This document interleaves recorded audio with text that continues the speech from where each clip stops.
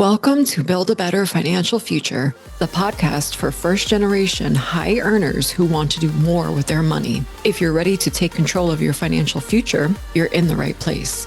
Now, please join your host, Louis Rosa.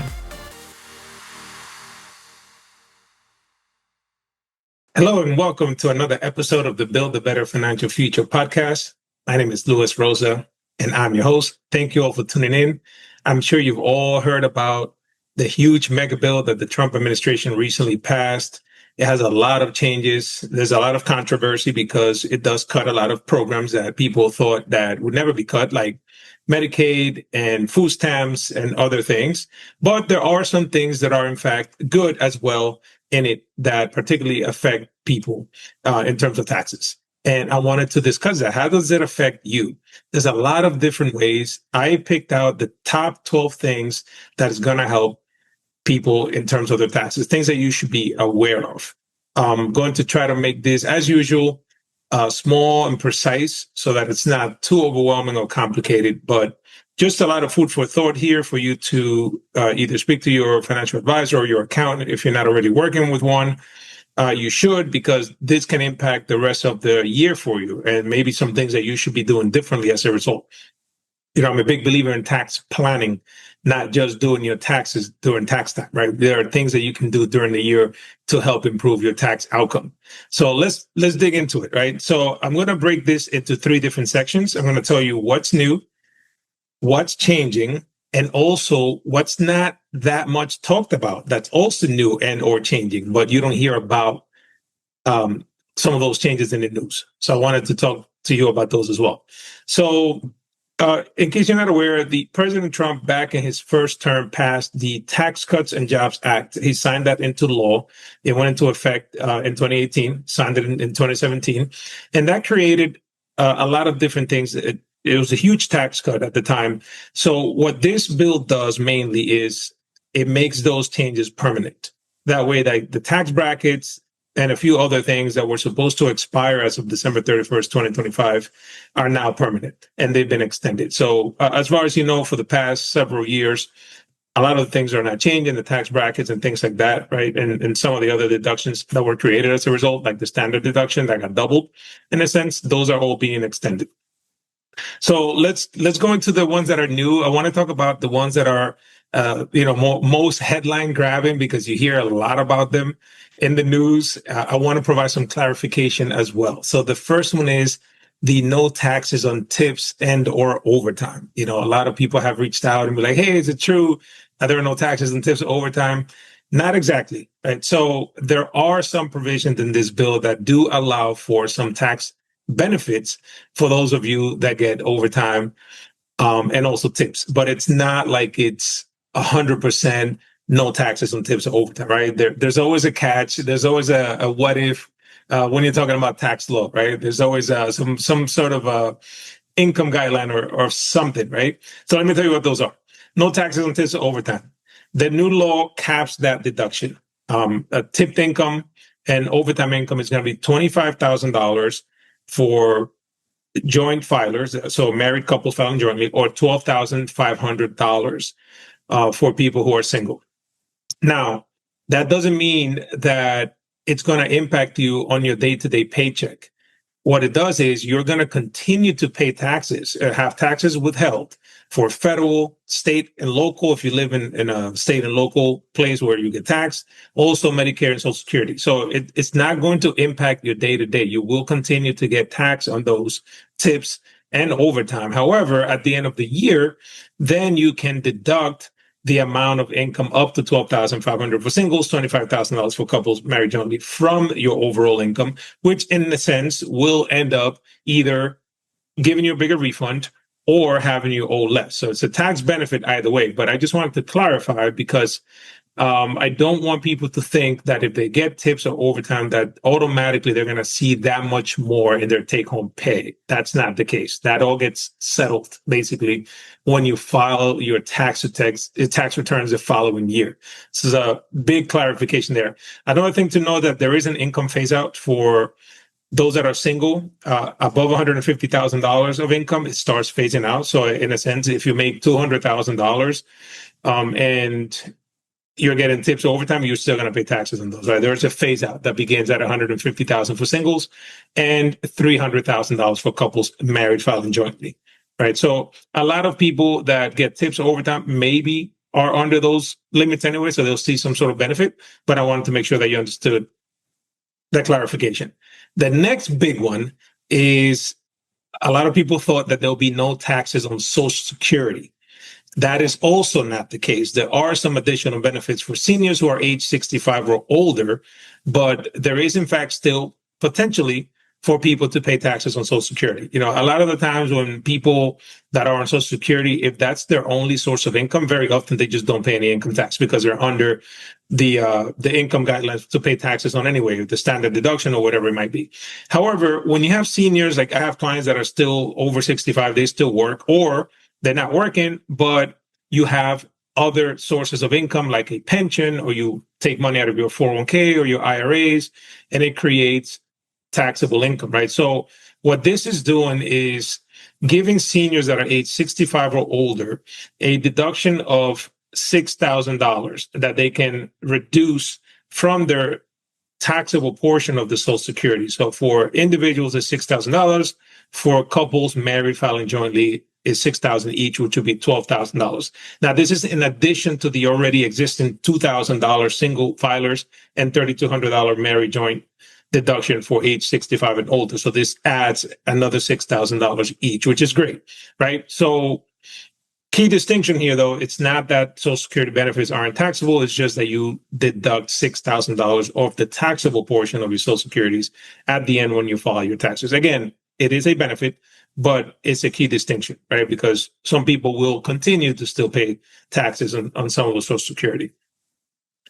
Another one that is not as known, I would say, I don't hear a lot about it in the news, is that there is a new deduction for car loan interest, which is pretty interesting, right? Normally, some people that itemize have been able to deduct mortgage interest and like home equity loan interest as well, if it was used to either purchase a home or improve a home. So this is a new one. This is a deductible car loan interest. It allows for deduction of up to $10,000 of loan interest.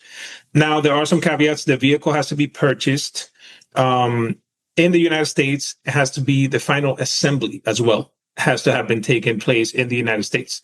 And this deduction would apply to single taxpayers with modified adjusted gross income of $100,000 or less, or $200,000 or less for people who are married filing jointly. So nice little bonus there. If you have a car loan in the upcoming years and you're under those income guidelines, you get some relief there, right? You get to deduct some of the interest on the car loan. So that's pretty good. So those are the main new ones that I wanted to address that are the most headline grabbing in a sense, because a lot of people thought they were one thing, but they ended up being something else. Now, let me tell you what else is changing. One of the major ones is the SALT tax. SALT is SALT, just stands for state and local tax. That impacts a lot of people that pay and itemize their taxes, primarily in states where property taxes and income taxes are pretty high. So I would say like places like California and New York. Back in 2017, before the Tax Cuts and Jobs Act, you were able to deduct any state and local taxes that you paid on your federal income taxes. And that could be a lot. I mean, I have a lot of clients that are high earners, and I also pay a lot of property taxes. And we're talking, I've seen people have $40,000, $50,000, $60,000, $70,000, $80,000 worth of state and local income taxes that they had. That got capped at $10,000 when the Tax Cuts and Jobs Act got enacted, right? So that was a huge blow to a lot of people that lived in these states because they couldn't deduct as much.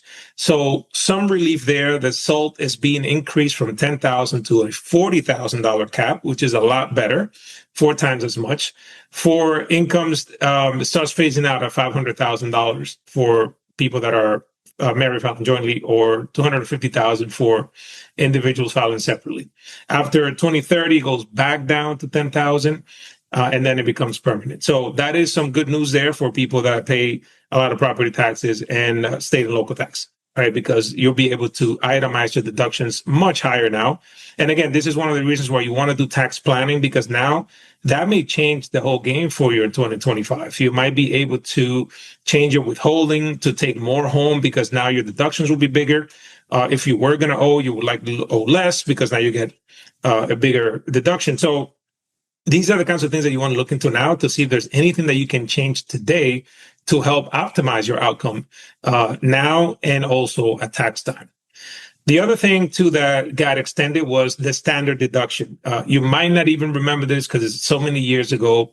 Before we had personal exemptions, those got rid of it with the Tax Cuts and Jobs Act. The standard deduction pretty much doubled at the time. So that's going to continue. And in fact, they raised them a little. So for a single filer, there's an increase. The standard deduction is $15,750. And for couples that are married filing jointly is $31,500. All that means is that if you don't itemize your deduction, so like if you don't have enough charity, mortgage interest, and other things that make you itemize your deductions, you can still deduct a standard amount from your income that doesn't get taxed. That's all that means. So good news there. The standard deduction is going up. Another thing that's pretty cool, we're able to see charitable deductions, even if you don't itemize your deduction. So you can deduct $1,000 from your taxes if you're single and $2,000 if you're married filing jointly. And that'll be permanent after 2025. So another piece of good news there. If some people had some charity, but it just was not enough to itemize, now at least you can deduct up to that 1,000 or 2,000, depending on your filing status. Another thing is the mortgage interest deduction that would remain at its current limit of $750,000 in mortgage interest debt for couples that are married filing jointly, or $375,000 for single filers. This had been reduced from $1 million back in 2017 when the Tax Cuts and Jobs Act came out. So, that didn't change. It just stays the same, but just wanted to let you know. A lot of high earners that buy houses that are beyond those limits, there is a limit to how much mortgage interest you can deduct. So I just wanted to let you know that is still in effect, $750,000. Another tip of good news is on the child tax credit. The child tax credit went up when the Tax Cuts and Jobs Act came out. It went up from $1,000. Now it's been increased to $2,200 is the maximum that you can get starting in 2025. So you get a little bonus there if you have kids that are dependents on your taxes. Another thing, this doesn't necessarily affect most people, but the lifetime gift and estate tax exclusion is also going up. So now it's going to be $15 million for single filers and $30 million for couples that are married filing jointly. So that means that if your estate is worth less than that when you die, your heirs can inherit that money tax-free, right? It would be a good problem to have, right? To have more than 15 million or 30 million if you're married, but that's another thing that has changed. There is also something else that's new. It's a new account called the Trump account. It's a saving account for children. So the legislation includes this savings account that's fundable every year up to $5,000, kind of similar to a non-deductible traditional IRA. Or one of the things that you should be aware of is that if you have a child between January 1st, 2025 and December 31st, 2028, you would qualify for $1,000 in federal seed money to get this account started. So it's a free $1,000 if you happen to have a kid, right, between those timeframes. So another piece of good news there in terms of saving for your kid's future. Now I want to switch gears to a couple of things that are lesser known. And these are some of the things, too, that some people look at as some of the more controversial parts of the bill because they impact a lot of people in a negative way. The first one is regarding student loans. The student loan limits are going to be lowered and you're going to have fewer federal benefits. And I think that this is going to be an opportunity for private student loan lenders to come into the space and bridge that gap, because this is going to affect a lot of people, a lot of key changes. I'm not going to bore you with all the details, but just in general, know that there's going to be a cap on the amount of money that students can borrow for their student loans. Particularly one of the ones that's going away, it eliminates the grad plus loans entirely. So people were able to apply for loans to pay for their grad school. That's going away. There's going to be limits also to the parent plus loans. If you're a parent and you have children in school and you are borrowing for them for the school, there's going to be a lifetime limit as well. So that's something else that you want to plan ahead for, because if you're no longer able to borrow as much, you have to make plans for an alternative. So that's going to be limited to $20,000 per year per student and $65,000 lifetime limit. And I do a lot of these things with my clients when I'm doing either the FAFSAs or filling out all the school paperwork.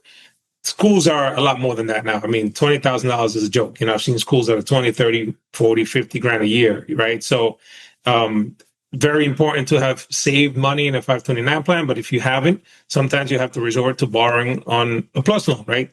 So there's going to be some limits there.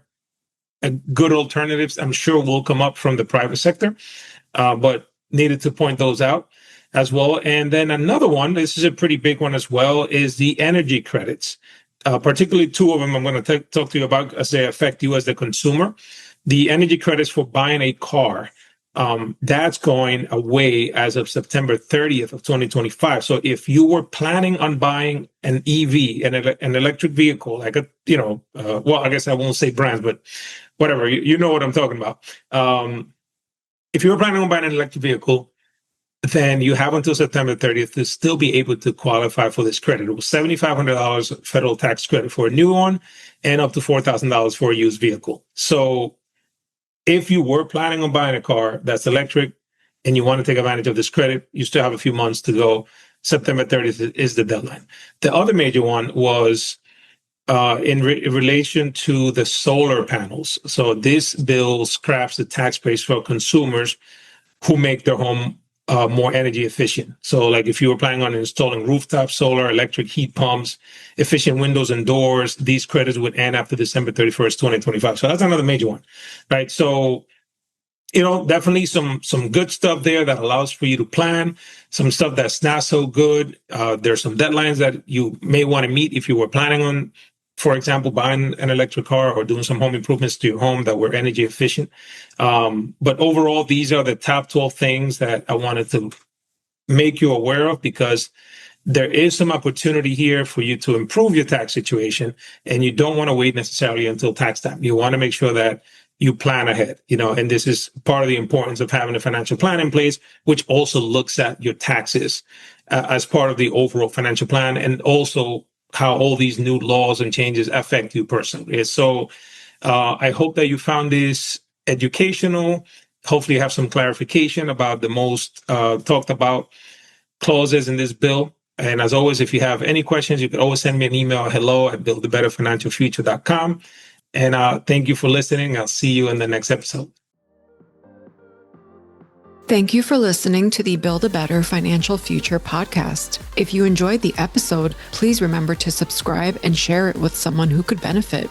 To learn more or connect with us, visit buildabetterfinancialfuture.com. This podcast is for informational purposes only and does not constitute financial, legal, or tax advice. Please consult with your own professionals before making any financial decisions.